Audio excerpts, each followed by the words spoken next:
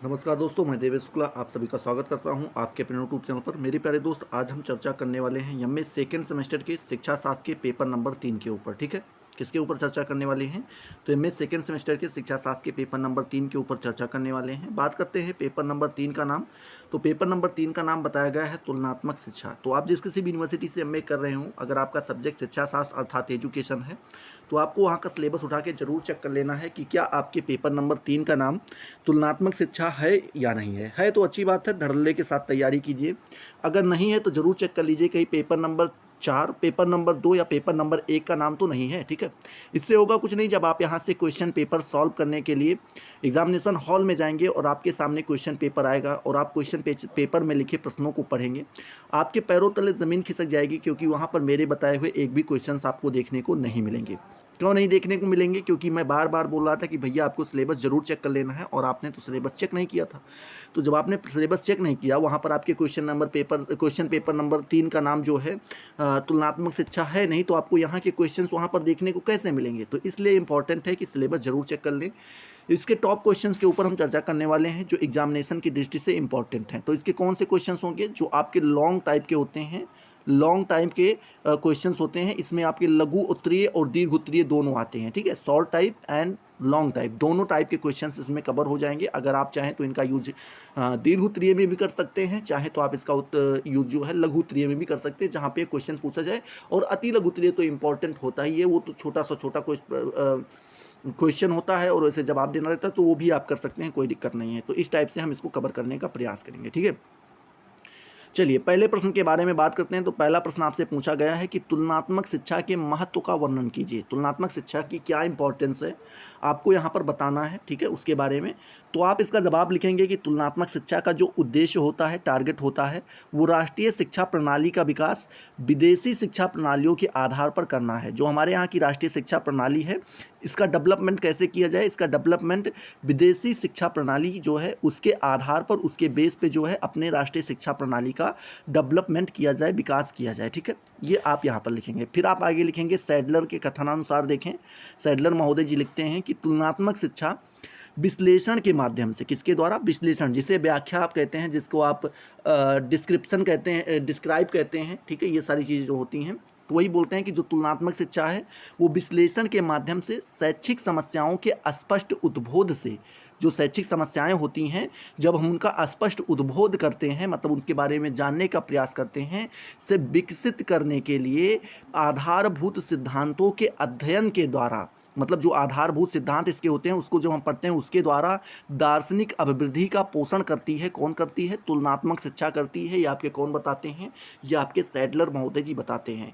आगे आप लिखेंगे कि उनके अनुसार तुलनात्मक शिक्षा का उद्देश्य जो है वो विभिन्न देशों के तुलनात्मक अध्ययन की शैक्षिक समस्याओं का स्पष्ट ज्ञान प्राप्त करके उनके समाधान प्रस्तुत करना। मतलब बोलते हैं सैडलर महोदय जी बताते हैं कि उनके हिसाब जो तुलनात्मक शिक्षा है उसका एक ही टारगेट होता है कि विभिन्न देश में जो आपकी शिक्षा प्रणाली लागू है, जो शिक्षा प्रणाली चल रही है, उनको देखें और साथ में अपने देश की, दोनों की तुलना करें। आपके देश में जो आपकी राष्ट्रीय शिक्षा प्रणाली है उसमें जो समस्याएं, शैक्षिक समस्याएं देखने को मिल रही हैं, उनका स्पष्ट ज्ञान प्राप्त करें। उसके बाद उनका क्या करें? वहाँ से समाधान ढूंढें और समाधान को प्रस्तुत करें हमारे सामने, और उस राष्ट्रीय शिक्षा जो प्रणाली है उसमें सुधार करें। इतना काम होता है, इतना उद्देश्य होता है आपके तुलनात्मक शिक्षा का। ठीक है, आगे आपको लिखना होगा कि वर्तमान एवं आगामी पीढ़ी, मतलब जो अभी प्रेजेंट टाइम है, जो हमारी आने वाली पीढ़ी है, की महत्वपूर्ण समस्या शिक्षा ही है। इसकी बोलते हैं, इसकी जो सबसे बड़ी समस्या है, जो सबसे बड़ी प्रॉब्लम है, वो एजुकेशन ही है। H.G. वेल्स के शब्दों में देखें तो उन्होंने बताया है कि यदि मानव इतिहास को शिक्षा और महान संकट की एक स्पर्धा माना जाए तो 50 वर्षों के बाद का लिखा जाने वाला इतिहास केवल 2 निष्कर्षों पर पहुंच पाएगा। प्रथमतः शिक्षा ज्ञान स्पर्धा को जीत रही है, क्योंकि मानव ने अपने भाग्य और भविष्य को बदलने के लिए शिक्षा को परमार्जित कर लिया है। अथवा द्वितीय संकट बताते हैं कि इस महान मानव जाति पर आ रहा है। क्या बोल रहे हैं कि जो द्वितीय संकट है, ये महान मानव, जो हमारी महान मानव जाति है, इसके ऊपर आ रहा है, क्योंकि शिक्षा की अवहेलना हो रही है और कुछ स्वार्थी तत्व अब उसे अपना हथियार बनाकर समूह को पिछड़ा बनाए रखना चाहते हैं। ठीक है, ये आपके कौन बताते हैं? ये आपके बताते हैं H.G. वेल्स महोदय जी बताते हैं। कौन बताते हैं? H.G. वेल्स महोदय जी बताते हैं कि अगर हम मानव इतिहास को यदि हम मानो इतिहास को शिक्षा और महान संकट की एक स्पर्धा माने, मतलब बोलते हैं शिक्षा को और जो मानो महान संकट है, अगर इन दोनों को हम एक स्पर्धा मतलब एक युद्ध माने, तो बताते हैं माना जाए तो 50 वर्षों के बाद, जब 50 वर्ष का समय पूरा हो जाएगा का बाद का लिखा जाने वाला इतिहास, 50 वर्ष पूर्ण होने के बाद जो इतिहास लिखा जाएगा वह केवल 2 निष्कर्षों पर पहुंचेगा। कितने निष्कर्षों पे पहुंचेगा? 2 निष्कर्षों पे। पहला निष्कर्ष आपका ये होगा कि शिक्षा ज्ञान स्पर्धा को जीत रही है। शिक्षा क्या कर रही है? जो हमारा ज्ञान स्पर्धा है उसके ऊपर विजय पा रही है, क्योंकि मानव अपने भाग्य और भविष्य को बदलने के लिए शिक्षा को परिमार्जित कर रहा है। मतलब बोल रहे हैं कि जो मानव है, जो मनुष्य है, वो अपने भाग्य और भविष्य को बदलना चाहता है और उसके लिए वो शिक्षा को क्या कर रहा है? परिमार्जित कर रहा है। और जो दूसरा निष्कर्ष बताते हैं वो ये बताते हैं कि ये जो संकट है ये महामानव के जाति पर आने वाला है। किस पे आ रहा है? महामानव की जाति पर आ रहा है, क्योंकि शिक्षा की अवहेलना हो रही है। क्या हो रही है यहाँ पे? शिक्षा की अवहेलना हो रही है और कुछ स्वार्थी तत्व, मतलब बोलते हैं कुछ जो है स्वार्थी तत्व हैं जो इसे क्या कर रहे हैं? अपना हथियार बनाकर समूह को पिछड़ा बनाए रखना चाहते हैं। वो इसे शिक्षा को क्या कर रहे हैं? अपना हथियार बना रहे हैं और जो समूह है उसको पिछड़ा बनाए रखना चाहते हैं। ये नहीं चाहते कि वो आगे बढ़े। ठीक है, आगे बताते हैं। इस प्रकार आधुनिक विश्व में उन्नति के लिए तुलनात्मक शिक्षा की चमत्कारिक भूमिका और व्यापक क्षेत्र पर हमारी दृष्टि जाती है। मतलब बोलते हैं इस प्रकार से देखें तो जो हमारा आधुनिक विश्व है, ठीक है, जो आधुनिक वर्ल्ड है हमारा, उसके उसमें जो है उन्नति के लिए, उसको आगे बढ़ाने के लिए जो तुलनात्मक शिक्षा है उसकी, उस पर हम जो है चमत्कारी भूमिका और व्यापक क्षेत्र पर हमारी दृष्टि जाती है। ये अगर देखें तो अगर आगे बताते हैं, तुलनात्मक शिक्षा द्वारा हम विश्व के विकसित देशों की भांति अपनी उन्नति कर सकते हैं। जो तुलनात्मक शिक्षा है इसी के द्वारा जो विश्व में कई सारे ऐसे देश हैं जो विकसित हो चुके हैं, उन्हीं की तरह अगर आप भी विकसित होना चाहते हैं, अपने देश को विकसित कराना चाहते हैं, तो हम जो है तुलनात्मक शिक्षा के द्वारा भी अपनी उन्नति कर सकते हैं, अपने आप को विकसित कर सकते हैं। बिना तुलनात्मक शिक्षा के हम कहाँ हैं? ठीक है, मतलब बोलते हैं बिना तुलनात्मक शिक्षा के हम कहाँ हैं, हमें कहाँ रहना चाहिए, आदि प्रश्नों का उत्तर हमें नहीं मिलेगा। मतलब बोलते हैं अगर तुलनात्मक शिक्षा ना हो तो उसके कारण हमें ये चीज़ें नहीं पता चलेंगी कि शिक्षा में हम कहाँ पर पहुँचे हैं अभी, मतलब कितना डेवलप कर पाए हैं और हमें कहाँ होना चाहिए, ये सारी चीज़ें हमें बिल्कुल नहीं पता चल पाएंगी। इसके लिए तुलनात्मक शिक्षा बहुत ज़रूरी है, क्योंकि हम क्या करते हैं, दूसरे दो देश की जो शिक्षा प्रणाली है उससे अपने देश की शिक्षा प्रणाली का क्या करते हैं, कंपेयर करते हैं। ठीक है, उसकी तुलना करते हैं, तो वही आपका जो है क्या बताते हैं, तुलनात्मक। इसीलिए आज इसका अध्ययन क्या बोलते हैं, अति आवश्यक हो गया है। क्यों आवश्यक हो गया है? इसके कुछ कारण बताए गए हैं। पहला कारण यह बताया गया है कि पर्याप्त अन्न, वस्त्र, आवास और निरंतर बढ़ती जनसंख्या की आवश्यकता को पूरा करने के लिए नवीन ज्ञान, समझ और कुशलता को अविराम बढ़ाना होगा। मतलब बोलते हैं जो पर्याप्त अन्न है या फिर जो वस्त्र कपड़ा जो हम पहन रहे हैं, आवास जहाँ पर रह रहे हैं, निरंतर बढ़ती जो जनसंख्या है, इन सभी की आवश्यकताओं को पूरा करने के लिए जो नए ज्ञान हैं, जो समझ हैं, जो कुशलता है, इसको हमें अविराम मतलब बिना रुके हुए आगे करके क्या करना है, इनको बढ़ाना है। हमें इन सारी चीज़ों को आगे ले जाना है बिना रुके बिना थके। ठीक है, ये बताते हैं, ये पहली आवश्यकता। ठीक है, आवश्यक है, ये पहला कारण। दूसरा कारण बताते हैं, आज विश्व सभ्यता जिन समस्याओं से जूझ रही है, मतलब जो विश्व सभ्यता है वो कुछ ऐसी समस्याएं उनसे जूझ रही है, उनसे पार पाने के लिए जाति, धर्म, देश आदि का ध्यान दिए बिना सभी उत्कृष्ट बुद्धि वाले लोगों का सहयोग, मतलब बोलते हैं कि जो विश्व है वो आज जिन सभ्यता में, जो विश्व सभ्यता है जिन समस्याओं से जूझ रही है, अगर उनसे आप पार पाना चाहते हैं, उनसे आगे निकलना चाहते हैं, तो जाति, धर्म और देश आदि को आपको ध्यान में नहीं रखना है। रखे बिना सभी उत्कृष्ट बुद्धि वाले, मतलब जितने भी ऊंचे बुद्धि वाले हैं, तेजस्वी लोग हैं, महान व्यक्ति हैं, ऐसे लोगों का हमें क्या करना चाहिए, सहयोग एवं उनकी सहयोग एवं उनकी योग्यता का लाभ पूरे विश्व को देने की स्थिति उत्पन्न करने के लिए तुलनात्मक शिक्षा को महत्व देना चाहिए। मतलब जो हमारे महान लोग हुए हैं उनका सहयोग मिल सके, उनकी जो योग्यता है उसका लाभ पूरे विश्व को मिल सके, बराबर तरीके से मिल सके, ऐसी स्थिति हमें उत्पन्न करनी होगी। और यह तभी उत्पन्न होगी जब हम तुलनात्मक शिक्षा को क्या करेंगे, अपने पास ला करके रखेंगे, ठीक है, इस तरीके से बता सकते हैं। तीसरा कारण बताते हैं कि समग्र विश्व में मानव को इस लायक बनाने के लिए तुलनात्मक शिक्षा आवश्यक है, जिससे वह अपने राष्ट्र, समुदाय, सरकार और संगठन को आगे बढ़ा सके। मतलब बोलते हैं जितना विश्व है, पूरे पूरे विश्व की बात कर रहे हैं, इसमें मानव को इस लायक बनाने के लिए कि जो तुलनात्मक शिक्षा है वह आवश्यक है, ठीक है, जिससे वह अपने राष्ट्र, जिस राष्ट्र में रह रहे हैं, जिस समुदाय में रह रहे हैं, सरकार और संगठन को आगे बढ़ा सकें, वे इतने शिक्षित हों कि कोई भी उन्हें ना तो गुमराह कर सके और ना ही उनका शोषण कर सके। मतलब बोल रहे हैं वो इतने शिक्षित होने चाहिए कि उनको कोई जो है बहकावे में ना ला पाए, उनको कोई गुमराह ना कर पाए और ना ही उनका कोई शोषण कर पाए, ठीक है। आगे लिखते हैं शिक्षा में उनमें ऐसी उदार भावना विकसित की जाए जिससे अपने ज्ञान और तकनीकी का लाभ वे विश्व समुदाय को दे सकें। मतलब बोल रहे हैं कि शिक्षा से उनमें जो ऐसी उदार भावना हमें विकसित करनी चाहिए जिससे कि वे अपने ज्ञान, जो उनके पास ज्ञान है, जो उनके पास तकनीकी है, उनका वह लाभ जो है विश्व समुदाय को दे सके, पूरे विश्व को वो उसका लाभ दे सकें, इस तरीके से। चौथा कारण बताते हैं तुलनात्मक शिक्षा के अध्ययन से छात्रों में विश्व की विविध देशों के शैक्षिक प्रावधान, संगठन, प्रशासन आदि का ज्ञान होना। मतलब बोलते हैं तुलनात्मक शिक्षा का जब हम अध्ययन करते हैं तो इससे छात्रों में विश्व के जो विविध देश हैं, अलग अलग देश हैं, उसका शैक्षिक प्रावधान कैसा है, शैक्षिक संगठन कैसा है, शैक्षिक प्रशासन कैसा है, इसका ज्ञान होता है उनको। वह शिक्षा के क्षेत्र में विविध समस्या से अवगत होते हैं। मतलब बताते हैं शिक्षा के क्षेत्र में बहुत सारी समस्याएं देखने को मिलती हैं, उन समस्याओं से ये क्या होते हैं, अवगत होते हैं, उन्हें समझेंगे, उनको समझते हैं, उनका विश्लेषण करते हैं और उनका समाधान खोजते हैं। किसके द्वारा? तुलनात्मक शिक्षा के अध्ययन के द्वारा, ठीक है। पांचवा जो कारण बताते हैं वो बताते हैं तुलनात्मक शिक्षा का महत्व इसलिए भी है कि हम विश्व की विकसित देशों की शिक्षा प्रणाली का अध्ययन कर अपनी शैक्षिक कमियों को पूरा करने का प्रयास करेंगे। मतलब बोलते हैं तुलनात्मक शिक्षा का महत्व इसलिए भी है कि जो विश्व के विकसित देश हैं उनमें जो शिक्षा प्रणालियां हैं उनका हम अध्ययन करेंगे और अपनी जो शैक्षिक कमियां हैं उनको पूरा करने का प्रयास करेंगे, उनको दूर करने का हम प्रयास करेंगे, ठीक है। तो ये 5 कारण आप यहाँ पर आराम से बता दीजिएगा। अब हम बात करते हैं दूसरे नंबर प्रश्न के बारे में। दूसरा नंबर प्रश्न आपसे क्या पूछ रहा है, ठीक है। दूसरा नंबर प्रश्न पूछ रहा है संयुक्त राज्य अमेरिका में शिक्षा में संघीय कार्यालय की भूमिका को स्पष्ट कीजिए। यह अगला प्रश्न है, आपसे पूछ रहा है कि जो संयुक्त राज्य अमेरिका है, यूएसए है, इसमें शिक्षा में जो है, जो यहाँ का एजुकेशन है, उसमें संघीय कार्यालय की क्या भूमिका है, ये आपको यहाँ पर बतानी है। तो आप लिखेंगे कि शिक्षा के प्रति अपनी रुचि का प्रदर्शन कांग्रेस ने 1867 में वाशिंगटन में संघीय कार्यालय स्थापित करके किया।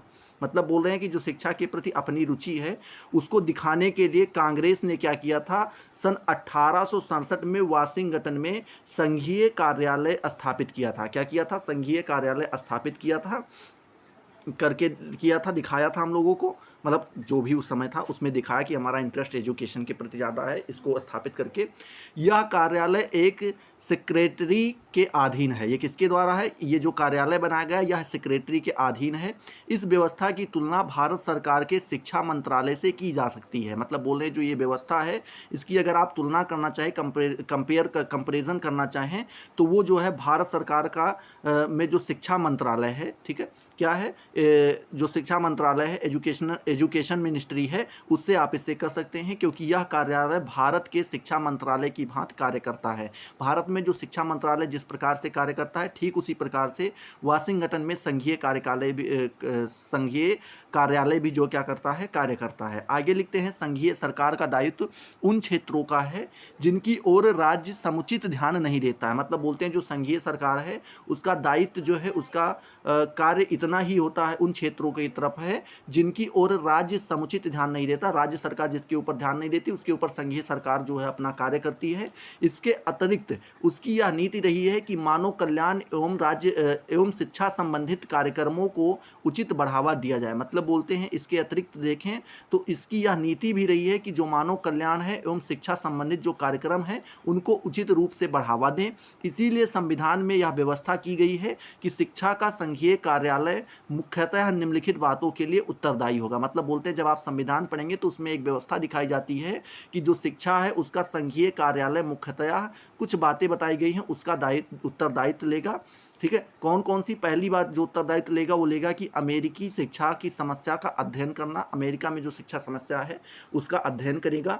दूसरा बताते हैं राज्य सरकार को ऐसी शैक्षिक सुविधाएं प्रदान कराना जो राज्य के पास ना हो, और मतलब बताते हैं कि ये पहली बात क्या करे, दूसरी बात ये करे कि राज्य सरकार को ऐसी शैक्षिक सुविधाएं प्राप्त कराएं जो राज्य के पास नहीं है। और तीसरा बताते हैं राष्ट्रीय महत्व के कार्य के लिए अनुदान देना, जो राष्ट्रीय महत्व है उसके कार्य के लिए कुछ अनुदान मतलब कि कुछ डोनेशन देना, इस तरह से समझ सकते हैं। तो ये तीन आप यहाँ पर जो है क्या बता सकते हैं, उत्तरदायित्व बता सकते हैं। आगे आप लिखेंगे कि अतः उपयुक्त दायित्व के निर्वाह के लिए संघीय कार्यालय शैक्षिक आंकड़े एकत्र करता है। मतलब बोलते हैं जो उपयुक्त दायित्व ऊपर बताए गए हैं इनका निर्वाह हो सके इसके लिए संघीय कार्यालय क्या करता है, जो शैक्षिक आंकड़े होते हैं उनको इकट्ठा करता है, समय समय पर सर्वेक्षण करता है मतलब उनकी जांच करता है, और ऐसे सम्मेलन कराता है जिससे शिक्षा प्रणाली में प्रगति होती रहे। मतलब बोलते हैं ऐसे ऐसे शिक्षा प्रणाली का ऐसे ऐसे सम्मेलन करवाता है, ऐसे ऐसे क्या बोल सकते हैं, अरे सम्मेलन ही अभी ले लेते हैं, एक ही वर्ड दूसरा नहीं आता है। तो ऐसे सम्मेलन करवाता है जिससे क्या हो सके, शिक्षा प्रणाली में प्रगति हो, मतलब शिक्षा प्रणाली धीरे धीरे करके डेवलप हो, आगे बढ़े। आगे लिखते हैं कि संघीय शासन में विभागों के अध्यक्ष मंत्री नहीं वरन सेक्रेटरी होते हैं। मतलब जो संघीय शासन होता है उसमें जो विभाग के अध्यक्ष बनाए जाते हैं वो मंत्री को नहीं बनाया जाता है, उसके जो अध्यक्ष बनते हैं वो कौन बनते हैं, सेक्रेटरी बनते हैं। इनकी तुलना भारत सरकार के मंत्रियों से की जा सकती है, और इनकी तुलना आप किससे कर सकते हैं, भारत सरकार में जिस प्रकार से मंत्री लोग होते हैं उसी प्रकार से वहाँ पर सेक्रेटरी लोग होते हैं, इनसे आप तुलना कर सकते हैं। आगे लिखते हैं 20वीं सदी के मध्य में संघीय सरकार ने शिक्षा के बारे में कुछ रुचि ली। मतलब बोलते हैं 20वीं सदी के मध्य में जब आप जाएंगे तो पता चलेगा कि जो संघीय सरकार है उसने शिक्षा के बारे में कुछ रुचि मतलब कुछ अपना इंटरेस्ट दिखाया।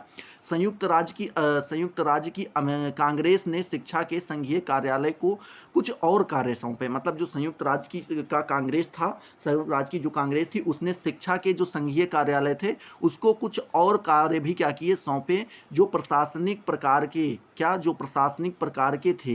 किस प्रकार के थे, प्रशासनिक प्रकार के थे, ठीक है, एडमिनिस्ट्रेशन से संबंधित थे।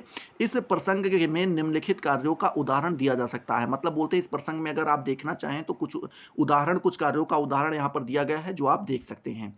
कौन कौन से कार्य दिए गए हैं एक एक करके देखते हैं। पहला कार्य दिया गया है कि राज्य के सहयोग में ठीक है, राज्य के सहयोग में व्यावसायिक शिक्षा कार्य, राज्य के सहयोग में व्यावसायिक शिक्षा कार्य, ये पहला कार्य बताते हैं। दूसरा बताते हैं संघीय क्षेत्रों के तथा ऐसे क्षेत्रों के जिनमें व्यवस्थाओं से अधिक बच्चों ने स्कूल में प्रवेश लिया हो, शिक्षा का कार्य, ये दूसरा कार्य बताते हैं। तीसरा कार्य बताते हुए लिखते हैं कि शिक्षकों का अंतर्राष्ट्रीय आदान प्रदान में प्रशासनिक सहायता देने का कार्य, ये तीन कार्य जो है बताते हैं। इस तरीके से आगे आपको लिखना होगा कुछ अन्य संघीय एजेंसी विशिष्ट शैक्षिक कार्यक्रम करती हैं, कुछ ऐसी अन्य संघीय एजेंसी हैं जो विशिष्ट शैक्षिक कार्यक्रम करती हैं, जो अलग टाइप के शैक्षिक कार्यक्रम करती हैं। उदाहरण के लिए कृषि विभाग कृषि विस्तार सेवा तथा नेशनल स्कूल लंच प्रोग्राम चलाता है। क्या करता है, जो नेशनल स्कूल है वो लंच प्रोग्राम चलाता है। न्याय विभाग अमेरिकी नागरिक बनाए लोगों के लिए नागरिकता की शिक्षा की व्यवस्था करता है। तीनों प्रकार की सेनाओं के पुरुषों और स्त्रियों की शिक्षा का कार्य आदि, अर्थात कई अन्य शैक्षिक कार्य जिनकी व्यवस्था संघीय शासन के अन्य विभाग भी करते हैं। ठीक है, तो इस प्रकार से इसके बारे में आप बता दीजिएगा। चलिए अगले नंबर प्रश्न के बारे में बात करते हैं। तीसरा नंबर प्रश्न, तो तीसरा नंबर प्रश्न आपसे पूछ रहा है अमेरिका में माध्यमिक शिक्षा की संरचना का वर्णन कीजिए। अमेरिका में जो माध्यमिक शिक्षा है उसकी संरचना का वर्णन आपको करके यहाँ पे बताना है। तो आप लिखेंगे यूएसए की माध्यमिक शिक्षा, इसमें यूएसए की माध्यमिक शिक्षा के बारे में बताना है। तो आप लिखेंगे यूएसए में कम हाई स्कूल तक, ठीक है, क्या बोलते हैं, कम हाई स्कूल तक की शिक्षा सबके लिए अनिवार्य मानी जाती है। हाई स्कूल तक शिक्षा सबको दी ही जाएगी, अनिवार्य है, कंपलसरी है। वहाँ के सभी राज्यों में हाई स्कूल तक की अनिवार्य शिक्षा की व्यवस्था की गई है। मतलब बोल रहे हैं वहाँ के जितने भी राज्य हैं उसमें सभी राज्यों में हाई स्कूल तक की जो शिक्षा है वो अनिवार्य रूप से सबको दी जाएगी, ऐसी व्यवस्था की गई है। परंतु निजी विद्यालय में पढ़ने वाले विद्यार्थी को शुल्क देना अनिवार्य होता है, और जो निजी विद्यालय में पढ़ते करते हैं, प्राइवेट जिसे आप कहते हैं, तो वहाँ पे आपको शुल्क देना पड़ेगा। और साथ ही साथ जब आप सरकारी मतलब सरकार द्वारा जो स्कूल बनवाए गए हैं, जो संस्थाएं बनवाई गई हैं, उसमें जब आप एजुकेशन ग्रहण करते हैं, शिक्षा ग्रहण करते हैं, तो वहाँ पर आपको कोई फीस देने की ज़रूरत नहीं होती है। और जब प्राइवेट में जाते हैं तो आपको शुल्क देना पड़ेगा, जिस तरीके से भारत में है। ठीक है, चलिए आगे जो है आप हेडिंग डालेंगे माध्यमिक शिक्षा का विकास एवं संस्थाएं। माध्यमिक शिक्षा का विकास डेवलपमेंट और प्लस में संस्थाओं के बारे में बताना है, तो आप लिखेंगे Latin grammar school. Latin grammar school में लिखेंगे यूएसए में माध्यमिक शिक्षा का प्रारंभ लैटिन ग्रामर स्कूल में से माना जाता है। मतलब बोलते हैं यूएसए में जो, अब हम माने अगर माध्यमिक शिक्षा का प्रारंभ, तो इसका माध्यमिक शिक्षा का प्रारंभ कहाँ से हुआ है? लैटिन ग्रामर स्कूल से माना जाता है। 17वीं शताब्दी में यह व्यवस्था की गई थी कि उन सभी कस्बों में, ठीक है, उन सभी कस्बों में जिनमें कम से कम 100 परिवार होते थे, एक लैटिन ग्रामर स्कूल खोला जाता था। मतलब बोलते हैं कि 17वीं शताब्दी में यह व्यवस्था की गई कि ऐसे कस्बे जहां पर कम से कम 100 परिवार हों, 100 से ज़्यादा भी हो सकते हैं लेकिन मिनिमम 100 होने ही चाहिए, तो वहां पर एक लैटिन ग्रामर स्कूल क्या कर दिया जाएगा? खोल दिया जाएगा। ठीक है, दूसरा बताते हैं एकेडमी स्कूल। एकेडमी स्कूल बताते हैं 18वीं शताब्दी में एकेडमी विद्यालय प्रचलित हुआ। ठीक है, 19वीं शताब्दी के अंत में इनका प्रभाव काफ़ी अधिक बना रहा। मतलब बोलते हैं 18वीं शताब्दी में जो है एकेडमी विद्यालय प्रचलित हुआ, धीरे धीरे स्टार्ट हुआ, और 19वीं शताब्दी के अंत तक इसका प्रभाव काफ़ी ज़्यादा बढ़ गया। ये काफ़ी अब बड़े क्षेत्रों में जो है अपना रूप धारण कर लिया। तीसरा आपका आता है